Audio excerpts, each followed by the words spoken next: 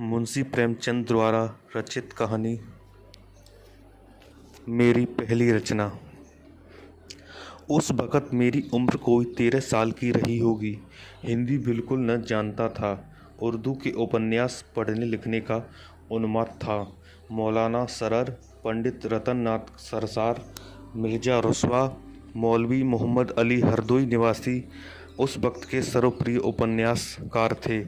इनकी रचनाएं जहां मिल जाती थीं, स्कूल की याद भूल जाती थी और पुस्तक समाप्त करके ही दम लेता था। उस ज़माने में रेनाल्ड के उपन्यासों की धूम थी। उर्दू में उनके अनुवाद धड़ाधड़ निकल रहे थे और हाथों हाथ बिकते थे। मैं भी उनका आशिक था। स्वर्गीय हजरत रियाज ने, जो उर्दू के प्रसिद्ध कवि थे और जिनका हाल में देहांत हुआ है, रेनाल्ड की एक रचना का अनुवाद हरम सरा के नाम से किया था। उस ज़माने में लेखक के साप्ताहिक अवध पंच के संपादक स्वर्गीय मौलाना सज्जाद हुसैन ने, जो हास्य रस के अमर कलाकार हैं, रेनाल्ड के दूसरे उपन्यास का अनुवाद धोखा या तिलस्मी फानुस के नाम से किया था। ये सारी पुस्तकें मैंने उसी ज़माने में पढ़ीं और पंडित रतन नाथ सरासा से तो मुझे तृप्ति न होती थी। उनकी सारी रचनाएं मैंने पढ़ डालीं। उन दिनों मेरे पिता गोरखपुर में रहते थे और मैं भी गोरखपुर ही के मिशन स्कूल में 8वीं में पढ़ता था, जो तीसरा दर्जा कहलाता था। रेती पर एक बुक सेलर बुद्धिलाल नाम का रहता था।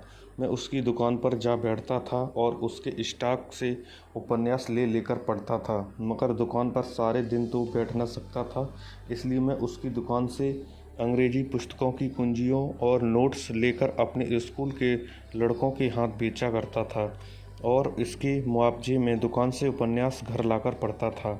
2-3 वर्षों में मैंने सैकड़ों ही उपन्यास पढ़ डाले होंगे। जब उपन्यासों का स्टॉक समाप्त हो गया तो मैंने नवल किशोर प्रेस से निकाले हुए पुराणों के उर्दू अनुवाद भी पढ़े और तिलस्मी होशरुबा के कई भाग भी पढ़े। इस बृहद तिलस्मी ग्रंथ के 17 भाग उस वक्त निकल चुके थे और एक एक भाग बड़े सुपर रायल के आकार के 2-2 हज़ार पृष्ठों से कम न होगा।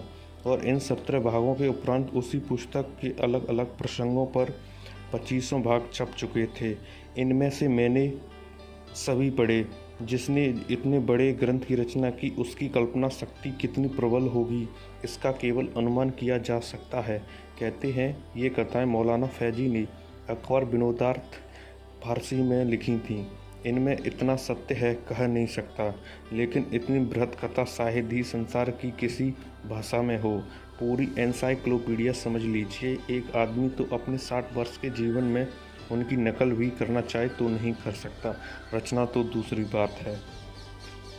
उसी ज़माने में मेरे एक नाते के मामू कभी कभी हमारे यहाँ आया करते थे। अधेड़ हो गए थे, लेकिन अभी तक बिन ब्याहे थे। पास में थोड़ी सी ज़मीन थी, मकान था, लेकिन घरनी के बिना सब कुछ सूना था, इसलिए घर पर जी नहीं लगता था। नातेदारियों में घूमा करते थे और सबसे यही आशा रखते थे कि कोई उनका ब्याह करा दे, इसलिए 100-200 खर्च करने को भी तैयार थे। क्यों उनका ब्याह नहीं हुआ, यह आश्चर्य था। अच्छे खासे हष्ट-पुष्ट आदमी थे, बड़ी बड़ी मूछें, औसत कद, सांवला रंग, गांजा पीते थे, इससे आंखें लाल रहती थीं। अपने ढंग के धर्मनिष्ठ भी थे। शिव जी को रोजाना जल चढ़ाते थे और मांस मछली नहीं खाते थे। आखिर एक बार उन्होंने भी वही किया जो बिन ब्याहे लोग अक्सर किया करते हैं, एक चमारिन के नयन बाणों से घायल हो गए। वह उनके यहाँ गोबर पाथने, बैलों को सानी पानी देने और इसी तरह के दूसरे फुटकर कामों के लिए नौकर थी। जवान थी, छबीली थी और अपने वर्ग की अन्य रमणियों की भांति प्रसन्न मुख और विनोदनी थी। एक समय सकी सोरी सुंदरी वाली बात थी। मामू साहब का त्रसित हृदय मीठे जल की धारा देखते ही फिसल पड़ा। बातों बातों में उससे छेड़छाड़ करने लगे। वह इनके मन का भाव ताड़ गई। ऐसी अलहड़ न थी और नखरे करने लगी। केसों में तेल भी पड़ने लगा, चाहे सरसों का ही क्यों न हो। आंखों में काजल भी चमका, ओठों पर मिस्सी भी आ गई और काम में ढिलाई भी शुरू हुई। कभी दोपहर को आई और छलक कर दिखाकर चली गई, कभी सांझ को आई और एक तीर चलाकर चली गई। बैलों को सानी पानी मामू साहब खुद दे देते, गोबर दूसरे उठा ले जाते। युवती से बिगड़ते क्यों कर, वहाँ तो अब प्रेम उदय हो गया था।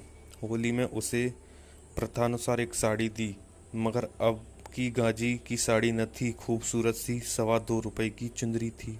होली की त्योहारी भी मामूल से चौगनी थी और सिलसिला यहाँ तक बढ़ा कि वह चमारिन ही घर की मालकिन हो गई। एक दिन संध्या समय चमारों ने आपस में पंचायत की, बड़े आदमी हैं तो हुआ करें, क्या किसी की इज्जत लेंगे। एक इन लाला के बाप थे कि कभी किसी मेहरिया की ओर आंख उठाकर न देखा था।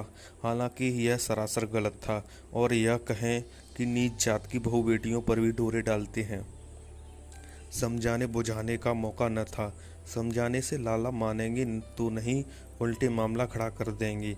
इनके कलम घुमाने की तो देर है। इसलिए निश्चय हुआ कि लाला साहब को ऐसा सबक देना चाहिए कि हमेशा के लिए याद हो जाए।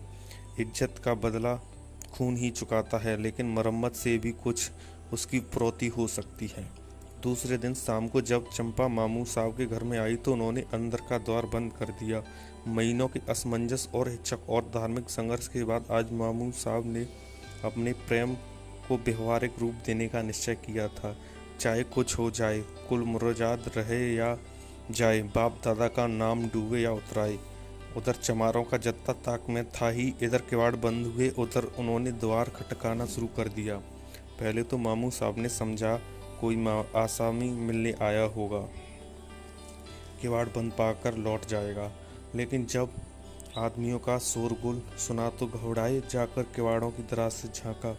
कोई 20-25 चमार लाठियां लिए द्वार रोके खड़े किवाड़ों को तोड़ने की चेष्टा कर रहे थे।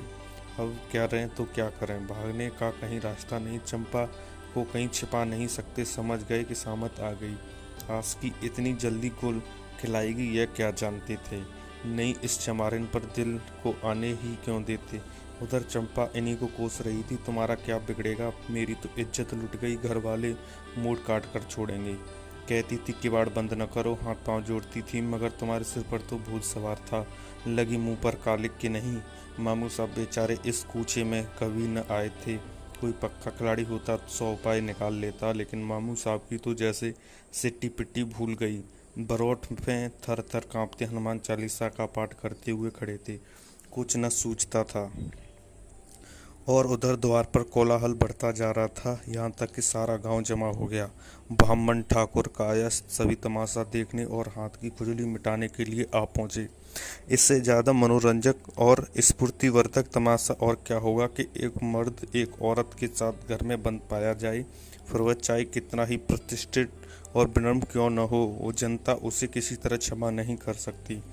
बड़ी बुलाया गया, किवाड़ फाड़े गए और मामू साहब भूसे की कोठरी में छिपे हुए मिले। चंपा आंगन में खड़ी रो रही थी, द्वार खुलते ही भागी। कोई उससे नहीं बोला। मामू साहब भागकर कहाँ जाते, वह जानते थे उनके लिए भागने का रास्ता नहीं है। मार खाने के लिए तैयार बैठे थे। मार पड़ने लगी, बेभाव की पड़ने लगी। जिसके हाथ जो कुछ लगा, जूता, छड़ी, छाता, लात, मूसा, अस्त्र चले। यहाँ तक कि मामू साहब बेहोश हो गए और लोगों ने उन्हें मुर्दा समझकर छोड़ दिया। अब इतनी दुर्गति के बाद वह बच भी गए तो गांव में नहीं रह सकते और उनकी जमीन पट्टीदारों के हाथ आएगी। इस दुर्घटना की खबर उड़ते उड़ते हमारे यहाँ भी पहुँची। मैंने भी उसका खूब आनंद उठाया। पिटते समय उनकी रूपरेखा कैसी रही होगी, इसकी कल्पना करके मुझे खूब हंसी आई। 1 महीने तक तो हल्दी और गुड़ पीते रहे। ज्यों ही चलने फिरने लायक हुए हमारे यहाँ आए। यहाँ अपने गांव वालों पर डाके का इस्तगासा दायर करना चाहते थे।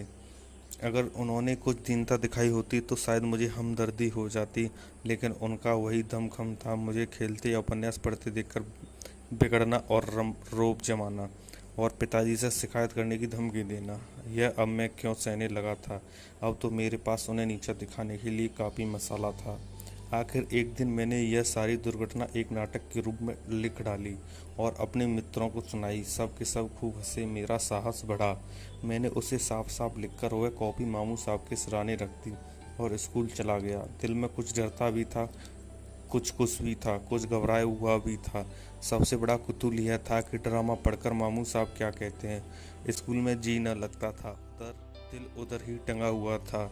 छुट्टी होते ही घर चला गया, मगर द्वार के समीप आकर पांव रुक गए। भय हुआ कहीं मामू साहब मुझे मार न बैठें, लेकिन इतना जानता था कि वह एक आध थप्पड़ से ज़्यादा मुझे मार न सकेंगे क्योंकि मैं मार खाने वाले लड़कों में न था।